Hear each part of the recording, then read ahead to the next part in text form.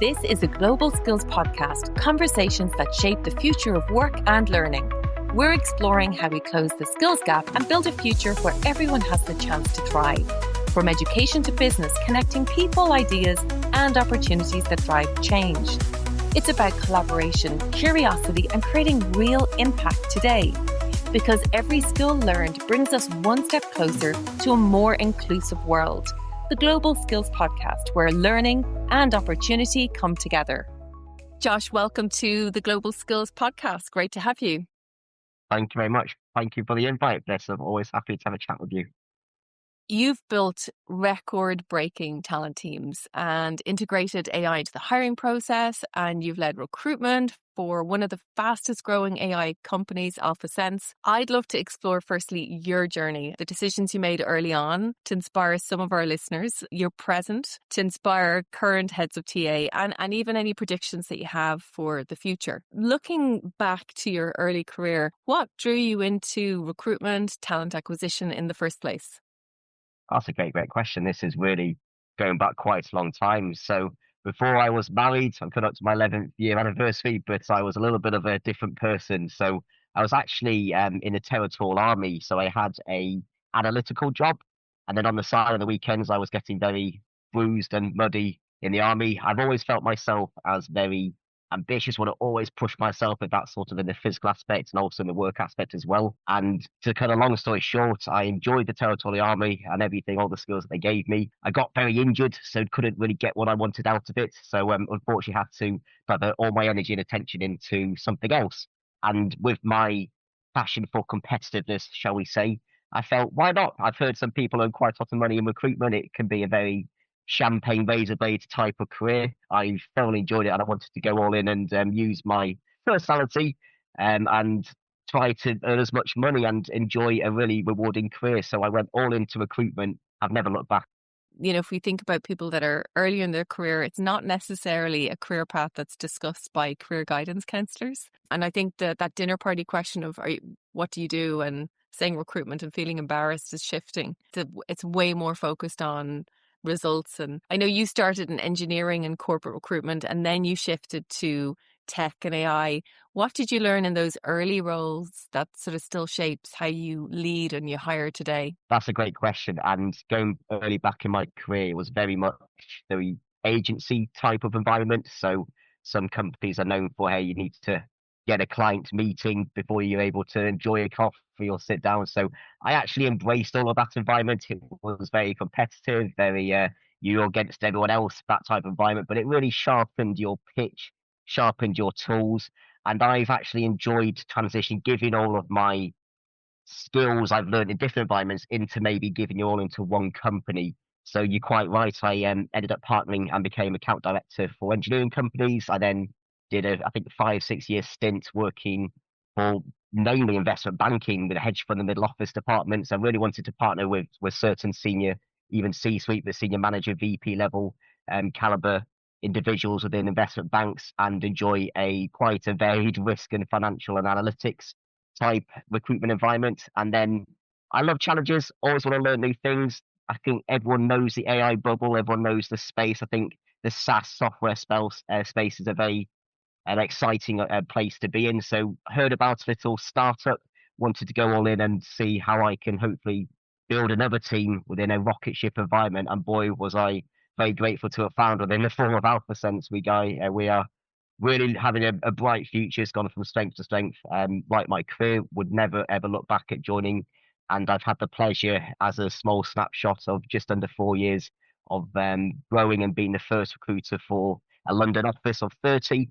And now we're probably going to get close to 300 just in our London office by the end of this year. So it purely is a all hands on deck type environment, fast and frantic. They embrace AI. They do a lot of investment in AI. It's all about sort of the new technology, how technology can be used for the better within our specific market intelligence space. And it's a really exciting environment, which I'll be honest with you, would I look back and sort of return to something a little bit more bigger, corporate with processes in place? Probably not. Wow. Okay. That's super interesting that you say that, because I think sometimes the startup land, it's obviously riskier, but lots of heads of TA sort of feel that maybe it's safer, more structured if you're with a larger organization. But at the same time, you have like 5 levels of approval. For you, in terms of ideas that you want to implement and goals you wanted to achieve, do you feel that there's more flexibility when you're in that high growth path? 100%. And I'm very grateful to quite a few individuals and the whole ethos of AlphaSense, the company. So even last week, I was on the phone with our CTO, bouncing ideas. I was on the phone to CISO, trying to run these ideas and get it through approval in IT. So people in my organization, albeit quite a small organization, around 2,500 at the moment, they're all sort of in the building phase. They know the rocket ship environment. You really wouldn't join a company if you didn't really understand and truly embrace the values and everything that comes with it. You know, it's not a standard 9 to 5, I would say, of the pure rocket ship environment. So absolutely, I've been able to get on the phone and speak with people and bounce ideas and all AI build related. A bit of a vibe code on the side as well, outside of my 9 to 5 ish, building things for the company and also a few other things as well. But you could truly do more with a few more conversations rather than if it was in a larger corporate environment. That's probably not the same assumption for all other tech startups, but I truly feel that we've got an absolute gem in the form of AlphaSense. In fact, that we can do things very quickly and everyone really has you back as well. People, there's like an environment where people want to encourage creativity, innovation as well, which is great. That's right up my street. You've earned credentials from, correct me if I'm wrong, Harvard, Helsinki, and the Open University. Like that's a lot of investment in learning. What's driven you to upskill alongside your leadership role?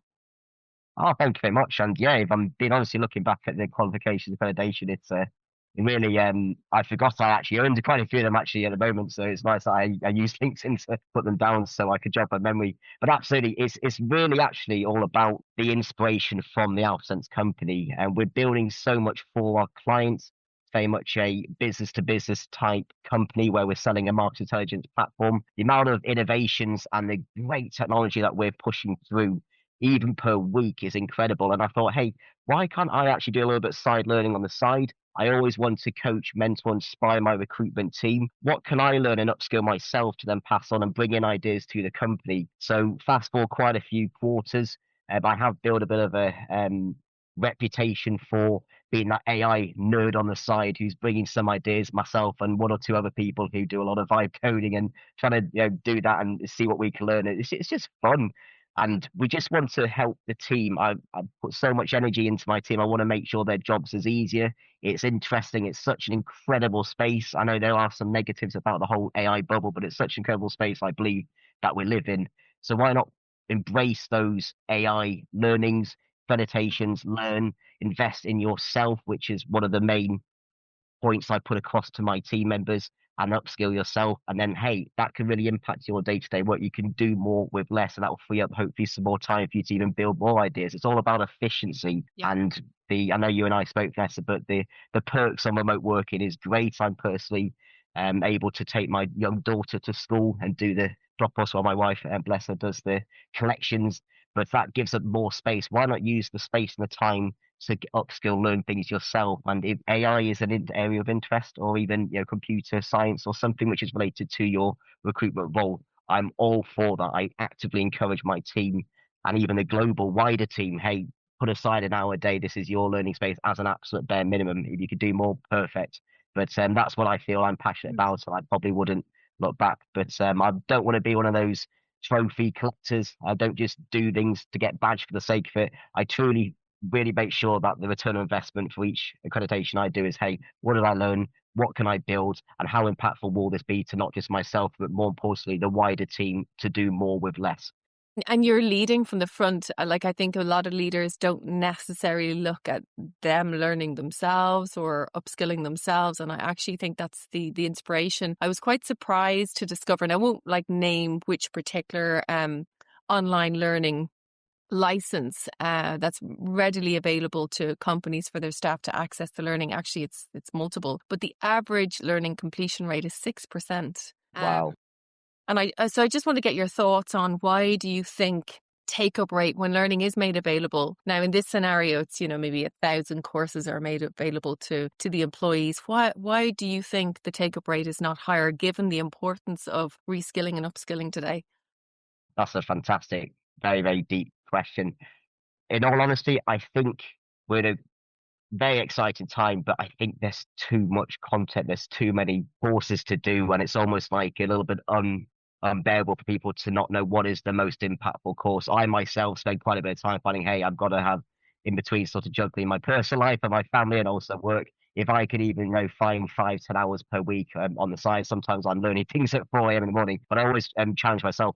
What is the next best thing? What is the most impactful course? I think there's a bit of an overwhelmment for everyone. People may not have the guidance or really know where to begin. There's so much new technology out there. But even, last week, for example, I was trialing out some new providers where in the space of literally a few clicks, you can have a Word document presented in a PowerPoint slide, which to be fair, is very, very sort of credible. It can be almost business ready if you can then shove it through a few platforms such as Canva as well. So there's incredible things to learn and quickly upskill about. But I think that's just a bit, everyone's a bit overwhelmed and people feel that this might be a bubble, which is probably going to end. I personally think at the moment, if you ask me right now on the 6th of October, I don't think it will end. Yeah. Yeah. Yeah, and it'll become more important for every age to understand their own personal skills gap and really Sure. the skills that they need rather than this, I think, blanket approach. So you describe your London TA team in AlphaSense as a powerhouse. I'm really interested to know what makes them perform at such a high level. That's a great question. Absolutely. I really, really fortunate to work and I'm grateful to learn also from my team members, which I think as a leader is absolutely critical and important. Why would you hire someone where you personally can't sort of enjoy coaching, developing and learning from? They are an absolute beast of a powerhouse. We have some very, very impressive hiring numbers. Yes, we are in a rocket ship and our teams really need to expand. We have some really exciting IPO plans, hopefully in the next sort of few quarters or maybe the next year or two as well. So that is guiding the teams. But it's a very excitable team. They put so much energy and passion. Isn't really a week where I've not sent some decks and opportunity and some hey ideas. Hey, let's try make this really impactful for team members. Love the energy. We do a lot together as a team. I really want to encourage them to bring ideas to the table as well. And what I think the word powerhouse I felt is yes, there's the KPI, the numbers, how many hires, how much, time to fill KPIs and ratios that they can improve on. I personally feel I'm more encouraged and I big my team up more for the really strong relationships they have with our high managers. Now, these high managers in AlphaSense, I personally think they'll in the next few years be absolute industry leaders. We're on a very successful IPO path and we're all learning together and they're all incredible people putting so much, soul and effort and time into this company. And I feel that my team working in true partnership with some of these high managers, they're both going to achieve such great things over the next sort of year or two with you. And just for an example, one manager, which in fact, well, current manager at the moment, but one SDR, a junior sales rep who joined 3 years ago in our company, has now received 4 promotions. He's now leading and he got a manager underneath himself. And hey, I spoke to this, I headhunted this person, I think 3 years ago. We sometimes joke and try to remember the initial touch point. But these people are very quick leaders now. And then this person's now gone to podcasts. He's done a few public speaking events already in his early career. And that's just a little bit of an example of, hey, my team do so well, I feel, in developing relationships now, and it's going to be such a exciting time while they can all go to these events. They can all be thought speakers at events, and no doubt down the line as well. But absolutely proud. I back my team. I protect them from everything. And really proud of how well they've done in terms of achieving the EMEA hiring plan, which is our main goals. But also they've whenever they get some time, they've also done quite some senior hires in our larger US headquarters as well. We want to offer help to the wider, larger US recruitment team as well. So it just really shows that they're being really useful and very successful in all aspects of what they do in their role. Love my team, wouldn't change them for the world. And it's really rewarding, isn't it, as a leader, or even to see that you would have headhunted hard and that person's gone on to do so well. I think that's probably one of the most rewarding parts of talent acquisition. Would you agree? Oh, sure, 100%. I'm so proud when I received an odd Slack message from Hi Mike saying, hey, just thought this person went above and beyond, absolutely slammed it, found a rock star person in my team. That for me puts the biggest smile on my face per week as a recruitment leader. I absolutely love hearing all this positivity. And we're doing some really good initiatives via Workday where we're it's almost you kind of voluntold to do it, but it's really encouraging where you can provide feedback. So I regularly check in with some of the very senior stakeholders, which I know that my team are in close knit relationships with, just to get their thoughts and again to hear the praise and the support, and also sharing of ideas as well, how they can do things next better when they hire the next sort of rockstar manager, for example. It's really, really encouraging. It makes me so proud. And I always joke to my team, hey, you guys make my job at times, sometimes very easily. I don't have to go into all those sort of large escalation calls, which obviously inevitably does happen and absolutely, requires a bit of time. But there's some moments of the week where, hey, it's a little bit quieter. Thank you guys. You guys obviously crushed it. There's nothing for me to sort of get involved in at the moment. So you make my job a little bit easier, frees up my time to forever try fine-tune processes. You mentioned finding the rock star, and ultimately that's what I'm hearing in interviews, that really you need to build a world-class team to ensure that growth can continue. But one of the challenges that has come up, and I don't know if this is a challenge you're facing, is that with CVs being ChatGPT or auto-generated, it can nearly feel like robot versus robot with, job spec creation. And how do you find that rock star? And with the other, coupled with, with unemployment rising, more redundancies happening, a higher volume of click and apply, how do you circumnavigate the challenge of like more candidates applying, but you still need that really high caliber to support the growth? It's an absolutely fantastic question, Bess. I actually spoke at this event last week with some London leaders, so it's very, very relevant. And hey, for anyone listening to this podcast, I can't stress enough, if you're in an fortunate position, or even in a position where you want to further your career and go down the route of any job, regardless of if it's in recruitment or something else, I think the personal touch is needed more than ever, personally. And my team are impacted. I've helped sort of design and we're building out a AI-proof bots to really just have a first layer of screening to make sure some of these resumes are actually created by a real human. First of all, there are some things that you can do to find out how much AI has influenced even an application form, for example. And so just be aware about that as well. But the human touch, the human element is needed to be brought back more than ever, I believe, because it's so easy, just a few clicks where you can create some resumes, even some software. You can do some very, very interesting and very realistic voice cloning and video avatars of yourself while applying for jobs. Great initiative. There's going to be a lot more of that, I reckon, the next 6-12 months as well. But the human touch goes a long way. Just ask people for a sit-down coffee. I think there's going to be personally a rise of actual in-person interviews. I know some of our teams are actually at the moment trying this out just to make sure that the people that we bring into the company are going to be the best long term. They won't reduce the churn, which I know every company would be looking for.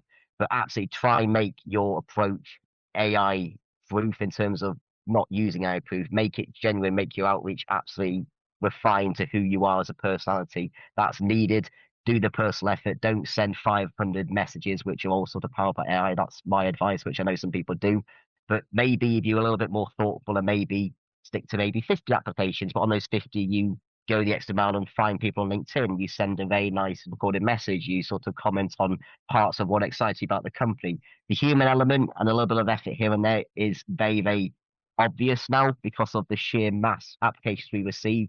And I myself, as a hiring manager, and also hearing feedback from our current hiring managers, is like that means the world, and those people will be able to be on the radar a lot more than, say, one of sadly the many hundreds perhaps of applications which come through where they're using the same sort of AI scripts, they're using the same layout design and almost the same language as well. So just be aware that it's obvious sometimes, and the human touch should be brought back in, and it will be very, very patterned as well. I know even some companies completely remove the whole interview process, redefined it. They're literally putting you to do pen to paper resume submissions. You write your CV, you send it over as well. And there is an argument that that is going to be more apparent and needed just because of this absolute rise of AI applications.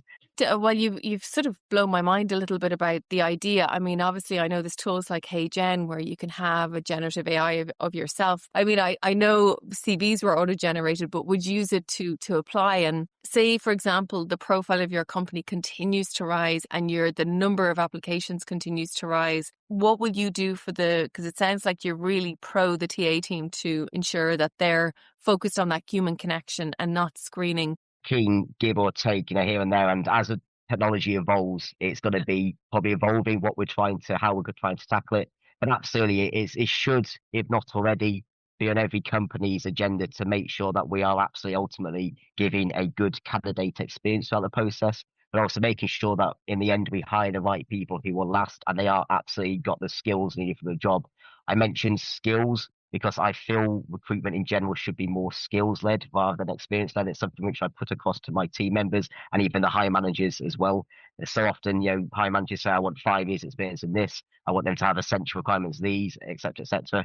Maybe look at the statistics of, hey, if they were a little bit more loose to those requirements and they actually employed by skills, who's going to be more impactful down the line? And the argument is, I know it's very different depending on different teams and the companies they work for, but it should, in my opinion, be mostly skills based rather than experience. Just because someone's got 10 years experience in one thing doesn't mean that someone who's got 1 year's experience is going to be inferior. Quite the opposite. They might have different skills to bring to the table as well. So skills based personal connection, I'm absolutely a big fan. And in answer to your question about what we're doing, absolutely, we are changing some interview processes. We're making it more sort of personable for both the candidate and also giving the chance for the hiring manager to really get to know the characteristics of personalities, the skills trait, rather than have they done this part of the job elsewhere, which we try and take on as recruiters earlier on in the process, even via maybe a bit of a voice note, for example, a bit of a form. So we want to make our main interviews as impactful as possible. We want to get all the information we can from the candidates, but more about the personalities. Who doesn't like talking about themselves rather than talking about maybe what they've done and achieved for a company? I think it's great. And we've got some quite good feedback from candidates as well about the process, but should be skills focused, in my opinion.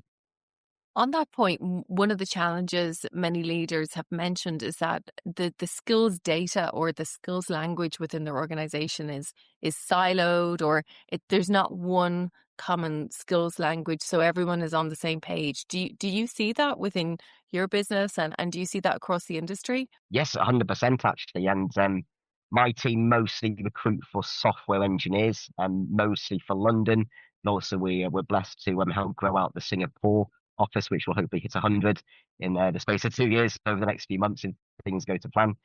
So mainly software sales engineers, and they use very similar technology terms. They use the same KPI language, I suppose, which everyone knows about. But we do try and ask beyond their resume, their CV, and ask them a little bit about themselves. It won't really impact the decision, but it's just nice to sort of break the ice. Sometimes people actually tell us at the end of the interview, hey, it's actually quite nice. I felt that you guys actually wanted to hear about my life as well, and it's nice. This isn't just about what I've done, black and white, and then you move on and not give me your thoughts. So we want to make it more conversation. We want every single meeting. I try to tell my team every single meeting, make sure that you try learn something new yourself, and also you put across and you have the person you're speaking to, which most of the time will be candidates. Make sure they're feeling welcome. Make sure that they can also learn skills. Give them some live feedback as well. Hey, you might want to consider doing this or something, tighten this up a little bit. Or I noticed that you, for example, use this filler word. Make it really useful for everyone, so everyone learns, everyone can improve and be a better person of themselves for the next meeting. So that's something which I'm quite passionate about doing. And that's where I think adding the value makes such a difference, because people want guidance, especially with the rate of pace of change for, well, what should we be learning if I'm not going to get the job? Well, where do I need to skill? What I'm seeing as well is talent acquisition has very much been in silo, and then talent management or learning, talent development has been separate. But in some of the organizations that we're interviewing, they're actually bringing the two departments together with the common skills language. So the idea of someone coming in, onboarding, and then they're on a pathway to knowing their skills gap today and even for the future, for future roles. And they have this personalized learning journey. So positively impacting attrition, really supporting that kind of, I guess, feeling invested in. What are your thoughts around talent acquisition and talent management coming together to work together closer? 100%. It's almost like, Vanessa, you've been inside a few of my quite high level internal meetings over the last few weeks, but absolutely, you've pretty much hit the nail on the head, actually. I think personally, with what AI can do, the positive sides of AI, what it can do for teams, efficiency, and pulling together quick reports, being, giving you ideas and showing different insights, there's absolutely a better time now to do that rather than, say, a year or two ago where there were some technical restrictions. I've personally seen from COVID, going back a few years, it seems a lifetime ago, COVID was the first time when business leaders came a little bit more to TA and HR for a little bit of guidance. It's absolutely a first for everyone. But also the last year or two as well, there's been, quite well known high profile case with Workday where they use, AI robots, for example, to make the decision, which absolutely shouldn't happen. You need to always have the human influence. AI should not be making human made decisions, especially for career path recruitment for the foreseeable. Is a great opportunity to really embrace come all as one and build things and do things together as a team. I think learning and development departments, so learning and development, talent acquisition coming together. We're really enjoying working with HR as well, learning about how they track their attrition rates, how we can help them company and vice versa, encourage. Into Yeah. going. I'm grateful to be in talent acquisition at this time. It's very exciting personally. I do absolutely feel that is the future. I think though, if you need to find some data points, there's absolutely an easier way to do it now than say in the last sort of few years, what with LLMs, with AI agentic bots going on the side. There's so much information you can do, which if harnessed, if siphoned through and to verify so it's all the source of correct, you can absolutely make very impactful decisions in your day to day, in your team's day to day, and also widely as a company as well, more than ever.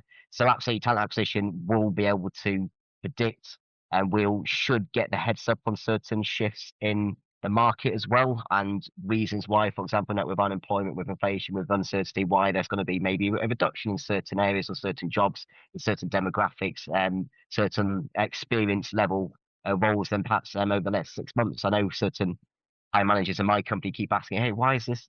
What's happening? What's your thoughts on this one? And with a little bit of data, with your own sort of common sense, I suppose, knowing how people, when they're going to be more agreeable to interview and even go into an interview process now versus say 6 12 months ago, you could give some insights. But I do think there'll be very obvious shifts in the market force of all these. Obviously everyone's heard computer science graduates. I generally feel for you guys, if you are graduating now over the next 2 years, how do you know what's happening now? Perhaps you might have potentially revisited your degree choices then, but all the more reason to upskill, find out what's exciting you, learn different things on the side as well. But there are going to be certain industries absolutely hit and they have already been hit. But I really think people should see the opportunity. For example, they simply, even gardeners, they can use AI apps to find, as long as it's correct, how to water certain plants. There's a whole world of learning out there which you can evolve your day-to-day job. And it's just, I love hearing sort of smaller stories of even business owners where they've embraced a bit of technology and it's been for the greater good for their own business. They might go down a different avenue, but it's something exciting, something they unfortunately may have need to have done. But there is so much more that they can do just if they had the appetite to learn, to improve, and everyone needs to adapt. As business leaders need to adapt more than ever. As candidates, how you apply, how you position yourself, what you say in an interview, for example, don't have any of those tools because it's very easy to find out if you're reading or even having, even being told what to say. Don't even put on AI conversational bots or even voice cloning bots because that's happening. I can spot it very easily. Just be yourself, keep learning and be the true reflection to yourself because, hey, I hate to say it, but when you land that job, it might be a job where you're a little bit out of your depth because you've been, in my opinion, cheating throughout the process. So just be very, very conscious. You should be employed to your dream job, what you feel is suitable for this stage of your career, from your own success and achievements and how you position yourself as a true individual in the interview process. And it's quite rare now, unfortunately. My team are finding genuine people throughout the process where they know that they haven't sort of used AI very quickly, even during the interview, they put themselves on mute. You can see them typing away with their fingers, for example. Just be yourself. Acknowledge the fact that no one's perfect. They don't expect you to know everything and memorize everything all at once. That's quite rare to see, but that will go a long way for certain types of roles where they need to know about your personality to then make that informed decision if you're going to be the best fit for that particular team. This has been really enlightening and lots of very good advice. I guess my question for you would be, and I've been asking many of the leaders, what's still hard? What's still challenging? Even though AI has brought a lot of good to talent acquisition, what do you feel is still that needs to be improved? I think going back to basics and communication skills is really lacking for certain jobs and certain demographics, unfortunately. I think it's so easy, and I myself, doom scrolling, for example, late at night for me, they're trying to find the next AI related sort of certification which will benefit me. But for other people, generally doom scrolling, for example, I think it's sort of taken away the people element. And I think finding people who want to go back to basics a little bit, who really want to have a true connection. It's not force. It's not because you've got a 30-minute interview. You need to sort of be a bit go outside your shell and put a bit of a persona. I think trying to find true people who acknowledge their failings. I think that's absolutely key. Acknowledge sort of areas to improve, and people who are genuine to themselves to know that, hey, this is who I am, authentic as I am. I'm not really using technology. I'm genuinely passionate about this company because of X, Y, and Z. And finding that type of person, I think, will go a long way. But it has sadly been lacking a little bit. I think there are certain lots of startup companies and certain jobs, and even I hate to say, but even sometimes fake jobs from other companies which are advertised. So the sheer mass volume of potential applications at times, I know it will be overwhelming for any of those job seekers who are listening to this podcast. Yeah. You might need to navigate through that. And yes, absolutely, I'm not discouraging you from applying, but just maybe put in that personal touch to your applications. And as business leaders, and even what I try have to tell hiring managers, you need to understand with more jobs out there, these people might not be all sold in on the first interview when they meet you, and you may initially think, hey, I don't think they really want this job. I didn't see the passion, the energy. Just be aware that they've probably got, I think some statistics said, they're probably in the same interview process 7 to 10 times elsewhere. Now it's exhausting to be an absolute expert to give you energy to 7 to 10 interviews. And bear in mind, interview processes for certain our jobs are between 5 to 7 stages. So just be aware that people have access to a lot of things. They might have a lot of things on the side. It's a crazy, crazy time we're living. It's not the easiest times living in terms of economy wise. And so people might have a few other things on as well. So trying to find someone perfect for the role. And you may feel because there's more applications out there and certain jobs like you apply for, you find perfect. We're going to find the absolute dream person. Don't delay your decisions if you find a genuine person who's great for the job. They can do it. I love reading about how some reports are saying skills-based recruitment versus experience-based recruitment to analyze the facts. I won't spoil it for anyone who's interested. Please go away and search it, but it will really open up your mind, your eyes to, hey, maybe we should maybe change the way that our hiring managers are addressing and meeting these candidates well-researched way, ideally not using AI, but hey, don't put them down if they did use AI a little bit. We all need a little bit of a start learning point, I suppose. But that person should be given a higher touch than other people, which perhaps are using different methods and maybe are sending it a little bit more in mass. That makes sense. Really good advice. Yeah. And that's been an age-old issue with hiring managers to say, look, go on skills, not experience. And I think being able to have that data to hand to show them, but that opens doors. I mean, I remember at the very beginning of my career, we would take in people who had all of the soft skills, but they didn't have the hard skills. And over a week, not that we could teach them like a tech skill in a week, but what we could give was, say, basic ability to do communication, account management. But we really built their confidence, and they went from being unemployed, lacking confidence on a Monday to a Friday. Literally, it was a Superman move out of it was something like 80% were getting job offers. But they also went on to be the fastest to be promoted because they were given the opportunity. So I couldn't agree with you more. Love that. Absolutely great. And something which I tell my team members, just be aware that this is sadly very crazy times we live in. And there's so much sort of pushback, so much AI automated rejection messages as well. People sometimes are so grateful to just get something not AI related, a call up or even an acknowledgement email from a recruiter as well. So recruiters, recruitment leaders, I just recommend put the human touch back into how you're dealing with candidates, because it's a crazy time we live in, and people are actually in short fed up with rejections as well. And that is going to have a knock-on effect in how they maybe come across to an interview if you've had loads of rejections as well. So I really think that this is an area where we should really all become more personable with each other, just a little bit more embracing towards the current situations that we live. The economy's crazy, but that doesn't mean that we can make crazy decisions and make the recruitment process crazy. Quite the opposite. We need to refine it, perfect it, and make sure it's all inviting and a great learning experience for everyone. But my question was going to be, if you could wave a magic wand for TA, what would it be? But I think you've kind of nailed it with that one. Is there anything else that you feel for talent acquisition teams, either yours or across Europe globally? Is there anything else that we could do for them to just create that space that they can spend more time on that human connection from your perspective? Great, you asked. I'm literally, after this call and before this call, was building it and refining it. But I think the future, personally, I know some may disagree, it is going to go down the AI bot interviewing route. As long as humans are the main decision maker, and I know personally some companies, and I myself am building one just to sort of be to trial out as well, subject to a lot of legal scrutiny and approval. But sending out AI interviewers, making it as human, if there's an AI avatar video perfect, either it's using 11 Labs, for example, as a bit of a voice note, but sending out and receiving AI interviews, recruiters will receive more applications as long as they correctly analyze them themselves and humans make the decision. It means that recruiters can, in my opinion, receive more interviews and data on interviews of people genuinely interested in the role, give candidates the example to interview in any time of the day. 67% of people interview or look at jobs or want to apply for jobs outside of working hours at 9 to 5. So basically, my advice is to look into the research behind AI interviewers. Make sure if you do build things, if you do deploy it on your website, great, go for it. There's only a few companies which are doing it correctly, in my opinion, at the moment. And I would just encourage people to be aware about the restrictions, the constraints, and you still need to make it as personal and human as possible. But just emphasize the human needs to make the decision.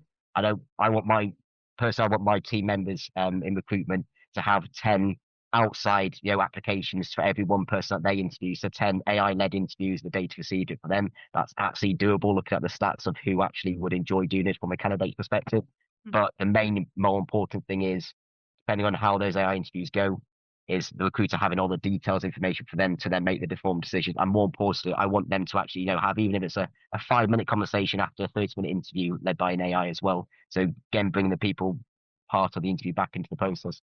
But to answer your question, in short, do a magic wand, use AI, great, do more with less. Okay, so we always end the Global Skills podcast with a question about skills, and you can answer either one of two questions. One is, which skill did you have when you were younger that you no longer use, that you'd look to bring it back into your life again?